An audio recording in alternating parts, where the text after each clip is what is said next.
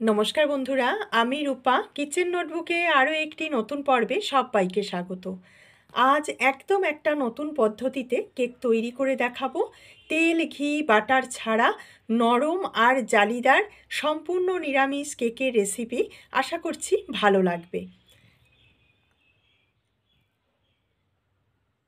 প্রথমেই আমি দুধটাকে একদম ফুটিয়ে নেব।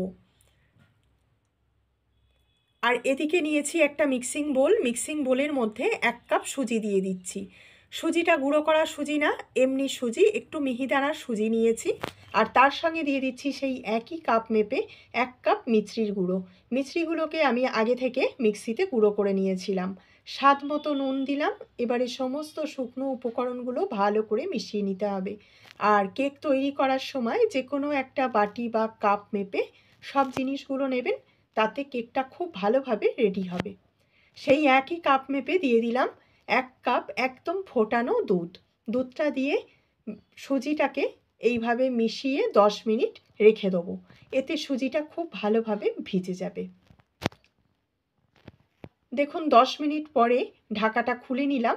সমস্ত দুধটা টেনে নিয়েছে আর সুজিটা খুব ভালোভাবে ভিজে গেছে। এর মধ্যে দিয়ে দিচ্ছি 1/2 কাপ গুঁড়ো দুধ। সেই একই কাপ মেপে 1/2 কাপ গুঁড়ো দুধ দিয়েছি। আর তার সঙ্গে দিলাম 1 চামচ ভ্যানিলা এসেন্স।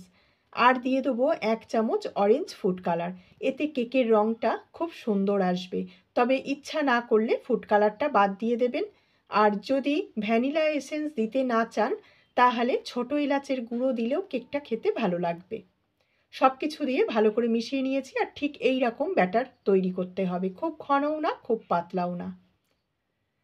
আমার এই 1 কাপ সুজির সঙ্গে 1 কাপ দুধ মিশিয়েছি, এতে কিন্তু ব্যাটারটা একদম পারফেক্ট হয়েছে। এখানে কিছুটা ড্রাই ফ্রুট নিয়েছি, টুটি ফুটি, কিশমিশ, মোরব্বা, আর নিয়েছি আমন্ড আর কাজু বাদাম কুচিয়ে। তার সঙ্গে একটু ময়দা দিয়ে দিলাম। ময়দা দিয়ে খুব ভালো করে মিশিয়ে নেওয়ার পর ড্রাই ফ্রুটগুলো কেকের ব্যাটারে দিয়ে দেবো।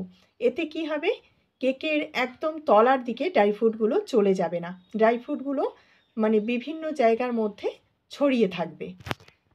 ড্রাই ফ্রুট দিয়েও ভালো করে মিশিয়ে নিয়েছি। আর আজকের কেকটা আমি বেকিং পাউডার বা বেকিং সোডা দিয়ে তৈরি করছি না, আজকের কেকে ইনো দিয়ে তৈরি করব। 1 প্যাকেট ইনো দিয়ে দিলাম আর তাতে একটু জল দিয়ে ইনোটাকে অ্যাক্টিভ করে নিলাম। এবারে ইনোটাকেও ব্যাটারের সঙ্গে ভালো করে মিশিয়ে নিতে হবে।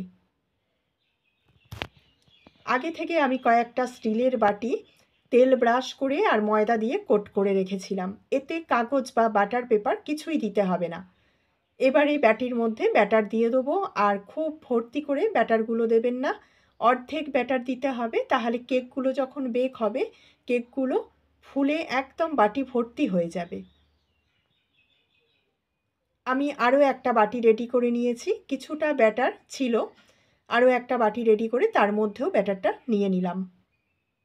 ব্যাটার দেওয়ার পর বাটিগুলোকে একটু ঝাঁকিয়ে নেবো। এতে কি হবে, হাওয়া থাকলে ভেতরে সেটা বেরিয়ে যাবে। ওপর থেকে দিয়ে দিচ্ছি কিছু ভাজা চীনাবাদাম। এতে খেতেও ভালো লাগবে, দেখতেও ভালো লাগবে। কয়েকটা চীনাবাদাম দিয়ে দিলাম। চীনাবাদামের পরিবর্তে আপনারা কাজু, পেস্তা, যেটা ইচ্ছা সেটাই দিতে পারেন। আর এদিকে কড়াটাকে একদম হাই হিটে 10 মিনিট প্রিহিট করে নিয়েছিলাম। একটা স্টিলের থালা দিয়ে কেকের বাটিগুলো বসিয়ে দিলাম। চাপা দিয়ে 25 মিনিট একদম কম আঁচে বেক করেছি। এবারে 25 মিনিট পর ঢাকা খুলে নিলাম। ভেতরে একটা কাঠি দিয়ে দেখে নেব, কাঠিটা ক্লিন বেরিয়েছে, তাহলে কেকগুলো একদম তৈরি হয়ে গেছে। এখন কেকের বাটিগুলোকে আমি একটা পাত্রের মধ্যে তুলে নিচ্ছি। আর তুলে কেকগুলোকে একদম ঠান্ডা করে নেব। কেকগুলো পুরোপুরি ঠান্ডা হয়ে যাওয়ার পর কেকের বাটি থেকে ছাড়ালে খুব ভালোভাবে কেকগুলো বেরিয়ে আসবে। কেকগুলো এমনিতেই চারিপাশ থেকে ছেড়ে গেছে, হাত দিয়ে একটু চেপে সব কটা কেক বাটি থেকে বার করে নেব। একদম নরম তুলতুলে আর জালিদার কেকগুলো তৈরি হয়েছে। মনেই হবে না যে তেল, বাটার বা ঘি কিছুই ব্যবহার করা হয়নি।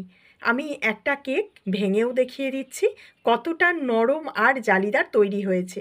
তো আজকের এই তেল ছাড়া কেকের রেসিপি আপনাদের কেমন লাগলো কমেন্ট করে জানাবেন। আর রেসিপি ভালো লাগলে চ্যানেলটাকে সাবস্ক্রাইব করে আমার পাশে থাকার অনুরোধ রইল। ভালো থাকবেন, সুস্থ থাকবেন। আবার দেখা হচ্ছে নতুন রেসিপি নিয়ে নেক্সট এপিসোডে।